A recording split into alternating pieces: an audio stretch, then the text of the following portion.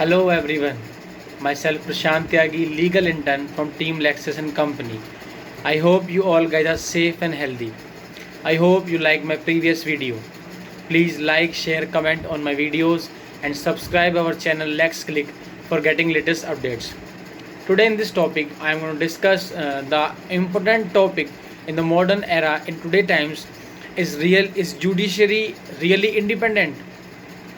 So we discuss about this topic. So let's start. And the term judiciary refers to the higher officials of the government, that is judges of all the hierarchy of the courts. The Constitution of India gives greater importance to the independence of the Indian judiciary. Every democratic country set up its own independent judiciary for the welfare of the citizens. The independence of the judiciary, that is the courts and judges, should be kept separate from all other branches of the government. The two other bodies of the government, that is legislative body and the executive body, should not interfere with the judicial system and the government.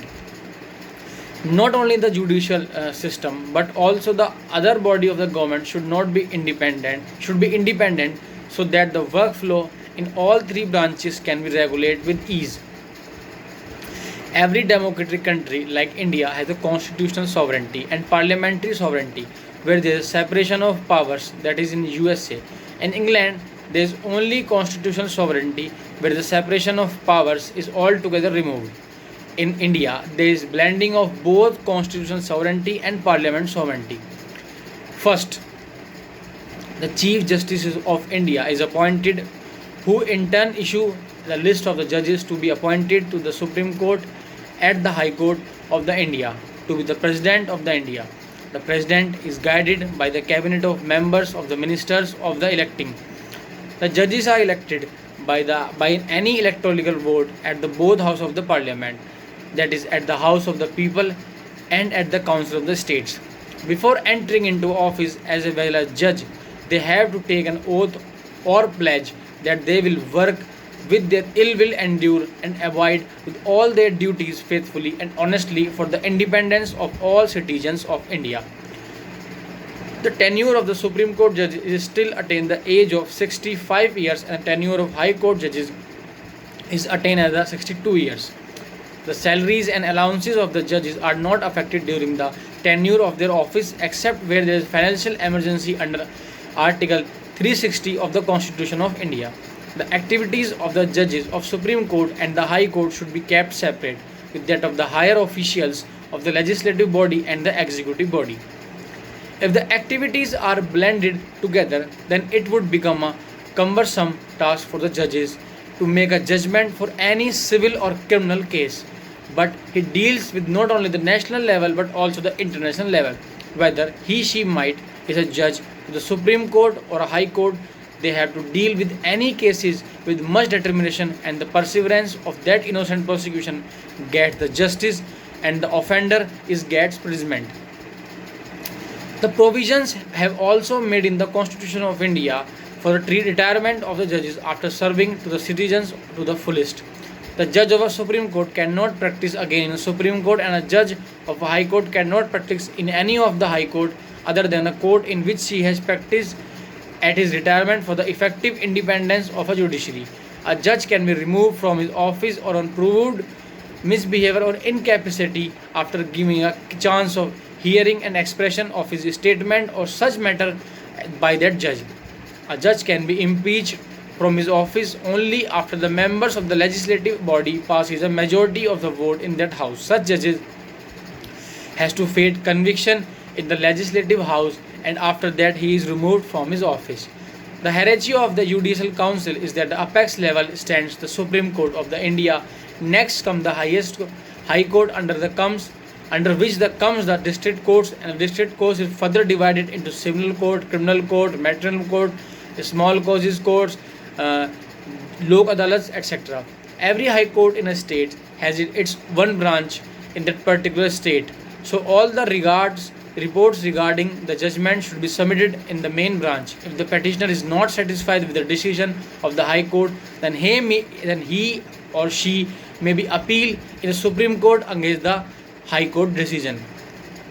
For the effective independence of the judiciary, it must be noted that the decisions of the judges are not politely influenced, and there should be not to be any sort of coercion applied on him or her. Many a times there are cases where the civil judge are forcefully imparted to give falsified decision by any corrupt politician, civil servants and respondent, etc. There are also cases where judges themselves are corrupt and fraud and keep judgment pending of a number of years for the purpose of making money.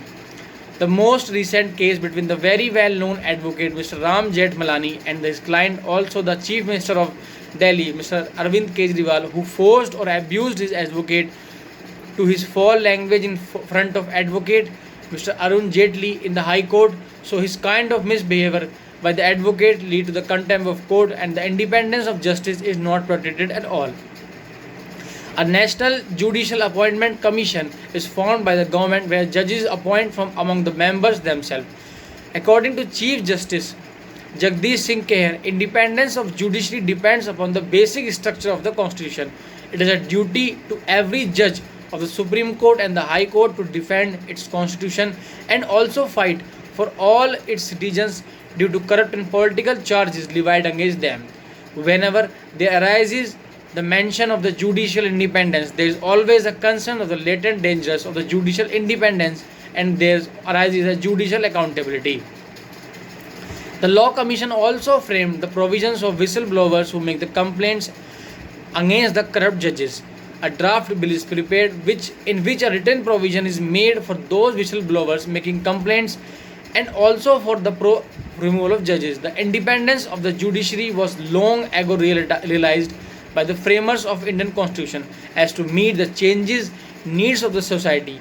So to meet these needs of society, the law needs to be amended from time to time. Similarly, the independence of judiciary also needs to be changed. It is also to be seen that the judicial independence and judicial accountability goes in one hand. The Constitution ensures that the judges do their job faithfully and also ensure that they should do their job without abusing their power. The judges of the Supreme Court and the High Court should step down from the case if they find any of the personal bias, and also there is a conflict of interest between the petitioner and the defendant. The judges also can take step down if they find the political bias in any of the cases. Till today, there are the lakhs of cases which has been pending in overall hierarchy of courts. So the judiciary do not speed their work process and are unnecessarily influenced by the other two organs of the government. Then the number of pending cases will keep on increasing. Judges are given the benefit of immunity of the prosecution from the acts being carried out by them. The independence of judiciary. Judges are also given the benefit of immunity of the defamation of things being published by them in any report or spoke by them while hearing the case. The principle suggests many people to tell that the judges are above the law. In fact, the principle is incorrect because the law is equal to all citizens of the country, and principle of equality before the law and equal protection of law is applied. I hope you liked my topic, you liked this video. Please like, share, comment on this video and subscribe our channel. Let's click for getting latest updates. Thank you so much. Stay safe, stay tuned. Have a nice day.